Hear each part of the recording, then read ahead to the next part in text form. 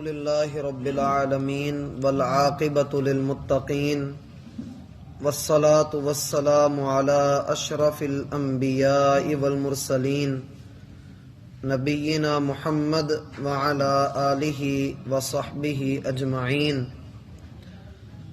أعوذ بالله من الشيطان الرجيم. بسم الله الرحمن الرحيم. سورہ المؤمن کی آیت نمبر 46 ہے.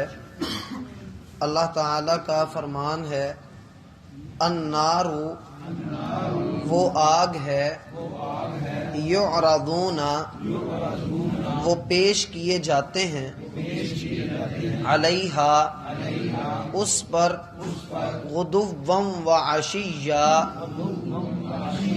صبح اور شام، وَيَوْمَ تَقُومُ السَّاعَةُ اور جس دن قیامت قائم ہوگی،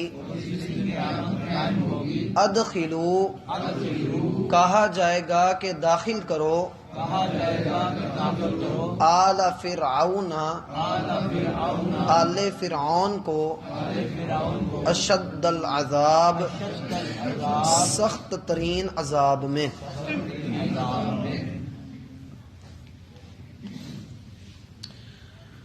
احباب ذی وقار،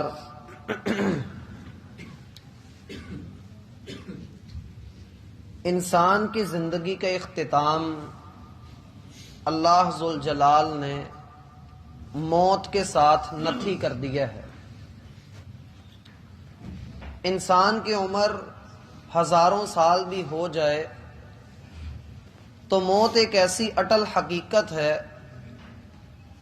جو اس کو آ کر ہی رہنی ہے، اور اس کے بغیر انسانی زندگی کا تصور بھی نہیں ہے. اگر سبھی لوگ زندہ رہنا شروع کر دیں تو پھر نہ تو کوئی اللہ کی بندگی کرے، نہ کوئی اللہ کا شکر ادا کرے، نہ کسی کو زیادتی کرتے ہوئے کوئی ڈر ہو، سبھی لوگ اپنی من مرضیاں کریں. لیکن یہ اللہ کا قانون ہے کہ اللہ تعالی نے اپنے سوا ہر ایک کے لیے فنا کا فیصلہ کر دیا ہے.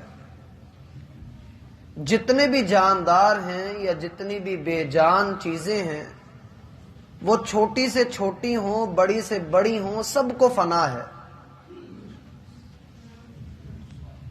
انسان کے پاس طاقت ہو، دولت ہو، جاہ و جلال ہو، دنیا جہان کی نعمتیں اس کے قدموں میں ہوں، جو وقت رب ذوالجلال نے اس کا مقرر کر دیا ہے اسے کوئی ٹال نہیں سکتا.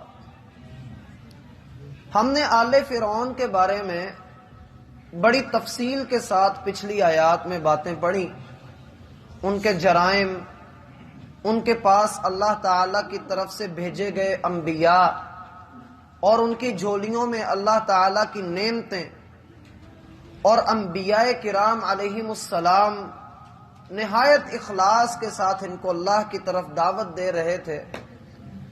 لیکن ان لوگوں نے بات کو تسلیم نہ کیا تو اللہ تعالی نے انہیں انتہائی برے عذاب کے اندر مبتلا کر دیا. کل کی آیت تھی وَحَاقَ بِآلِ فِرْعَوْنَ سُوءُ الْعَذَابِ، آل فرعون کو انتہائی برے عذاب نے گھیر لیا. یہ عذاب دو طرح کا ہے جو کہ اگلی آیت میں اللہ تعالیٰ بتلا رہے ہیں. پہلا عذاب ہے النار یعرضون علیہا غدوا وعشیا، وہ جو برا عذاب ہے وہ آگ ہے جو دن اور رات ان کے اوپر پیش کی جاتی ہے. وہ آگ ہے جو صبح و شام ان کے سامنے رکھی جاتی ہے، ان پر پیش کی جاتی ہے. یعرضون، ہم نچلے لیول سے شروع کرتے ہیں. نبی صلی اللہ علیہ وآلہ وسلم نے فرمایا کہ لوگوں، تم میں سے ہر کسی کے جوتے کے تسمے سے بھی زیادہ قریب اس کی جنت بھی ہے، اس کی جہنم بھی ہے. تم میں سے ہر ایک کے جوتے کے تسمے سے بھی زیادہ قریب اس کی جنت بھی ہے، اس کی جہنم بھی ہے۔ دوسری حدیث صحیح مسلم میں آتی ہے، نبی صلی اللہ علیہ وآلہ وسلم نے فرمایا کہ جو کوئی بندہ قبر میں رکھا جاتا ہے اگر وہ نیک ہے تو ہر وقت صبح اور شام، چونکہ یہاں پر ذکر کیا گیا ہے یہ دن کے دو کنارے ہیں، 24 گھنٹوں کے دو کنارے صبح اور شام ہے، گویا کہ پورا وقت ہی اس میں اللہ تعالیٰ نے ذکر کر دیا، اسے قبر کے اندر دکھایا جا رہا ہوتا ہے کہ یہ تیرا ٹھکانہ ہے اگر وہ بندہ مومن ہو۔ اور آپ نے وہ حدیث سنی بھی ہے کہ ان العبد اذا وضع فی قبری، بندے کو جب اس کی قبر میں رکھ دیا جاتا ہے تو پھر دو فرشتے اس کے پاس آتے ہیں، اس سے سوال و جواب کیے جاتے ہیں، اگر وہ نیک ہو وہ ان سوالات کا صحیح جواب دیتا ہے اور اللہ تعالیٰ اس کے لیے جنت کی ایک کھڑکی کھول دیتے ہیں جہاں اسے اس کا ٹھکانہ دکھایا جاتا ہے۔ وہ قیامت تک اس کیفیت میں پھر رہتا ہے کہ وہ اپنے ٹھکانے کو جنت میں دیکھ رہا ہوتا ہے، اس لیے وہ اللہ سے دعا کرتا ہے، حدیث میں ہے کہ وہ اللہ سے کہتا ہے اے اللہ جلدی سے قیامت کو قائم کر تاکہ میں جنت میں داخل ہو جاؤں۔ اللہ ہمارا شمار ایسے لوگوں میں کرے۔ دوسرا بندہ، اس کے لیے جہنم کا مقام، جہنم کا ٹھکانہ اس کے لیے کھولا جاتا ہے، لیکن اس کے ساتھ ساتھ اس کے ساتھ یہ بھی ہوتا ہے کہ جب وہ جواب نہیں دے پاتا تو اللہ تعالیٰ اس کے اوپر ایک اندھا، گنگا اور بہرا فرشتہ مقرر کر دیتے ہیں جس کے ہاتھ میں لوہے کا چھانٹا ہوتا ہے، وہ اس کے دو کانوں کے درمیان سر پر وہ چھانٹا مارتا ہے، اور اللہ کے رسول صلی اللہ علیہ وآلہ وسلم نے فرمایا کہ اگر وہ چھانٹا دنیا میں کسی پہاڑ کے اوپر مارا جائے تو وہ پہاڑ ریزہ ریزہ ہو جائے، اس انداز میں اس کو عذاب دیا جاتا ہے۔ اب سوال یہاں پر یہ آتا ہے کہ انسان کسی قبر کے اندر تو دبا دیا گیا، وہاں پر تو ہم دیکھتے ہیں کہ قبر میں ہمارا عقیدہ ہے کہ اس کو عذاب دیا جا رہا ہے، اس میں اہل علم بڑی لمبی گفتگو کرتے ہیں جو پڑھنی بھی چاہیے، سننی بھی چاہیے، اور بندے کو اس کا علم بھی ہونا چاہیے اور بندے کا کوئی موقف بھی ہونا چاہیے۔ مثلا آپ کو کوئی بندہ ملتا ہے، وہ کہتا ہے کہ بھائی جو قبر کا عذاب ہے وہ صرف جسم کو ہوتا ہے، روح کو نہیں ہوتا۔ ایک بندہ ہے وہ کہتا ہے قبر کا عذاب صرف روح کو ہوتا ہے، جسم کو نہیں ہوتا۔ تیسرا بندہ ہے وہ کہتا ہے کہ قبر کا عذاب جسم کو بھی ہوتا ہے، روح کو بھی ہوتا ہے۔ اب بعض اوقات ایسا بھی ہم اپنی زندگی میں دیکھتے ہیں کہ کوئی بندہ ہے وہ بیچارہ سمندر میں سفر کر رہا تھا، وہاں طوفان آیا، وہ غرق ہو گیا، اس کی تو قبر بنی نہیں۔ ایک بندہ ہے وہ صحرا میں تھا، اس کو پرندوں نے آ کر نوچ لیا، وہ ویسے ہی ختم ہو گیا، کسی کو دفن کرنے کا موقع ہی نہیں مل سکا، کوئی ویسے جل گیا، کوئی ہوا میں جو ہے، اللہ معاف کرے، اللہ عافیت میں رکھے، کہ جہاز تباہ ہوا اور وہ ہوا میں ہی سارا جو ہے وہ بکھر گیا، نہیں پتا کہ اس کی قبر کدھر ہے۔ ایسی صورت میں ہمیں اس حوالے سے پہلے اپنا یہ نظریہ درست کرنا ہے کہ قبر کہتے کسے ہیں۔ قبر صرف یہ نہیں کہ زمین میں کھڈا کھودا اور اس میں مردے کو ڈال دیا اور اوپر سے مٹی ڈال دی، یہ قبر ہمارے ہاں ہے جو عام طور پر ہم کہتے ہیں، وگرنہ مارگلا کی پہاڑیوں میں جو جہاز تباہ ہوا تھا وہاں پر انسانی گوشت کے ٹکڑے بکھر گئے تھے، نہیں پتہ لگ رہا کہ یہ کس کا ہے، پرندوں نے آ کر ان کو اٹھا لیا، وہ کسی کے پیٹ میں چلا گیا، کہیں وہ بکھر گیا۔ جہاں جہاں انسان کا جسم پہنچتا ہے، اہل السنہ کا یہ عقیدہ ہے کہ اللہ اس بات پر قادر ہے کہ اللہ اسے اکٹھا کر کے زندہ کر لے گا۔ اور دوسری بات یہ کہ جہاں جہاں اس کے گوشت کے لوتھڑے موجود ہیں وہی اس کی قبر ہے۔ اگر وہ پانی میں غرق ہوا تو پانی اس کی قبر بن گیا، اگر وہ پرندوں کے پیٹ میں چلا گیا تو وہ پرندوں کے پیٹ ہی اس کی قبر ہیں۔ اب ذرا آگے آ جائیے کہ رسول اللہ صلی اللہ علیہ وآلہ وسلم نے جو دو مقام ہمیں بتائے کہ ایک جنتی کا مقام ہے قبر میں اور ایک جہنمی کا مقام ہے قبر میں، قرآن میں ان دونوں جگہوں کو نام دیا گیا ہے. جو لوگ تو نیک ہوتے ہیں ان کا نام علیین میں لکھا جاتا ہے. کس میں لکھا جاتا ہے؟ علیین، عین کے ساتھ ہے. اور جو بدبخت ہیں، گنہگار ہیں، ان کا نام سجین میں لکھا جاتا ہے. علیین اور سجین. آپ نے پچھلی آیات کے اندر اسی صورت میں آپ نے دوسرے رکوع کی پہلی آیت میں پڑھا تھا کہ انسان کی زندگی کو اللہ تعالیٰ نے ایسے رکھا ہے کہ قیامت والے دن کافر کہیں گے اے اللہ ہمیں 2 مرتبہ موت آئی اور 2 مرتبہ ہی زندگی ملی. پڑھا تھا یا نہیں پڑھا تھا؟ ربنا امتنا اثنتین واحییتنا اثنتین. اے اللہ 2 مرتبہ ہم مرے، 2 مرتبہ زندہ ہوئے. یہ 2 مرتبہ مرنا اور 2 مرتبہ زندہ ہونا کیا ہے؟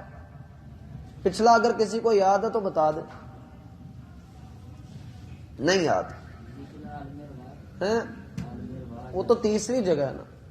پہلا انسان سب سے پہلے مردہ تھا، پھر اللہ نے اسے زندہ کر دیا اور انسان اس کو زندگی مل گئی جس دور میں اب ہم گزر رہے ہیں. تیسری جگہ ہم پھر مر جائیں گے اور قبر کی زندگی میں ہوں گے. اور چوتھی جگہ ہم پھر ہمیشہ کے لیے زندہ کر دیے جائیں گے. یہ ہیں 2 موتیں اور 2 زندگیاں. انسان جب اپنی زندگی کے تیسرے دور میں داخل ہوتا ہے جو قبر کا دور ہے، جو قبر کا دور ہے، یہ اس دور کا اندازہ، اس کا ادراک ہم نہیں کر سکتے. نبی علیہ الصلوۃ والسلام نے فرمایا کہ قبر مومن کے لیے کھول دی جاتی ہے. وہ ہمارے سامنے اتنی سی ہوتی ہے لیکن وہ کھول دی جاتی ہے، ہم اس کا اندازہ نہیں کر سکتے. مردہ ہمارے سامنے پڑا ہوا ہوتا ہے لیکن حدیث میں ہے کہ یا تو وہ راحت میں ہوتا ہے یا وہ تنگی میں ہوتا ہے. ہم اس کا اندازہ نہیں کر سکتے ہیں. یہ ایمان بالغیب سے تعلق رکھنے والی چیزیں ہیں. اللہ تعالیٰ نے فرمایا کہ آل فرعون کو صبح و شام اللہ نے آگ کے اوپر رکھا ہوا ہے. اب وہ چاہے ان کی لاشیں حنوط کر کے مصر میں رکھی ہوئی ہیں یا وہ قبروں میں دفن ہیں، اللہ ہی جانتا ہے کہ ان کو کس طرح سے عذاب ہو رہا ہے. قرآن کہتا ہے عذاب ہو رہا ہے. اب سوال یہ آتا ہے کہ آیا یہ عذاب روح کو ہے یا جسم کو ہے یا دونوں کو ہے؟ اس میں اکثر اہل علم کا جو صحیح موقف ہے وہ یہی ہے کہ یہ روح کو بھی اور جسم کو بھی ہے. کس طرح سے؟ اس میں وہی حدیث دلیل ہے کہ نبی صلی اللہ علیہ وآلہ وسلم نے فرمایا، صحیح بخاری میں آتا ہے کہ آپ علیہ الصلاۃ والسلام یہ بات ارشاد فرما رہے تھے کہ بندے کو جب قبر میں رکھ دیا جاتا ہے تو اس کی روح اس کے جسم میں واپس لوٹا دی جاتی ہے، پھر اسے بٹھا دیا جاتا ہے. وہ اپنے دفن کرنے والے لوگوں کے جوتوں کی آواز کو سن رہا ہوتا ہے کہ وہ واپس جا رہی ہے. پھر اس کے بعد 2 فرشتے آتے ہیں اور اس سے سوال و جواب ہوتا ہے. اگر وہ نیک ہو تو اس کو راحت میں اور اگر بدبخت ہو تو اسے تنگی میں رکھا جاتا ہے. تو یہ حدیث اس بات کی دلیل ہے. اب یہاں ایک بات اور بھی ذہن میں رکھیں کہ شروع اسلام میں، آغاز میں، یہ سورت مکی ہے. یہ سورت مکی ہے. سیدہ عائشہ رضی اللہ عنہا بیان کرتی ہیں کہ میرے پاس ایک یہودی عورت خدمت کرنے کے لیے آتی تو میں جب اس کے ساتھ جو ہے وہ خیر خائی کرتی تو وہ مجھے کہتی عائشہ اللہ تجھے قبر کے عذاب سے بچا لے. تو میں نے نبی صلی اللہ علیہ وآلہ وسلم سے کہا کہ وہ عورت ایسے ایسے کہتی ہے، کیا بھلا قبر میں بھی عذاب ہوتا ہوگا؟ تو آپ علیہ الصلوۃ والسلام نے فرمایا کہ یہودی جھوٹ کہتے ہیں، انہوں نے ایسے یہ بات بنائی ہوئی ہے، قبر میں کوئی عذاب نہیں ہوتا. چند دنوں کے بعد سیدہ عائشہ رضی اللہ عنہا بیان کرتی ہیں کہ میں نے رسول اللہ صلی اللہ علیہ وآلہ وسلم کو کہتے ہوئے سنا، آپ کہہ رہے تھے جو ہم تشہد میں کہتے ہیں اللہم انی اعوذ بک من عذاب القبر، اے اللہ میں قبر کے عذاب سے تیری پناہ چاہتا ہوں. تو میں نے رسول اللہ صلی اللہ علیہ وآلہ وسلم سے کہا اے اللہ کے رسول اس دن آپ یہ کہہ رہے تھے اور اب آپ خود بھی اس قبر کے عذاب سے پناہ مانگ رہے ہیں. تو آپ علیہ الصلوۃ والسلام نے فرمایا کہ اللہ نے پہلے وحی نازل نہیں کی تھی اس کے بارے میں، اب اللہ نے اس کے بارے میں وحی نازل کر دی کہ بندہ مومن ہو تو اس کو قبر میں راحت ملتی ہے اور کافر ہو یا گنہگار ہو تو اس کو قبر کے اندر تنگی ملتی ہے. صرف پہلے اسلام میں یہ تھا، ابتدائی اسلام میں یہ تھا کہ یہودیوں کو ہی قبر کا عذاب ہوتا ہے لیکن بعد میں اللہ تعالیٰ نے اس بات کی خبر بھی دے دی. اور پھر سیدہ عائشہ رضی اللہ عنہا بتلاتی ہیں کہ کوئی نماز ایسی نہیں تھی جس میں آپ نے قبر کے عذاب سے اللہ کی پناہ نہ طلب کی ہو. اور صبح و شام کے اذکار میں بھی آپ علیہ الصلوۃ والسلام کہا کرتے تھے ربی اعوذ بک من عذاب القبر، اے اللہ میں قبر کے عذاب سے تیری پناہ چاہتا ہوں. تو بہرحال اس کے بارے میں مزید تفصیل انشاءاللہ ہم اپنی اگلی ملاقات میں دیکھیں گے. اللہ تعالی ہمیں سمجھنے کی توفیق عطا فرمائے. بھائی کچھ سمجھ بھی آیا کہ نہیں آیا؟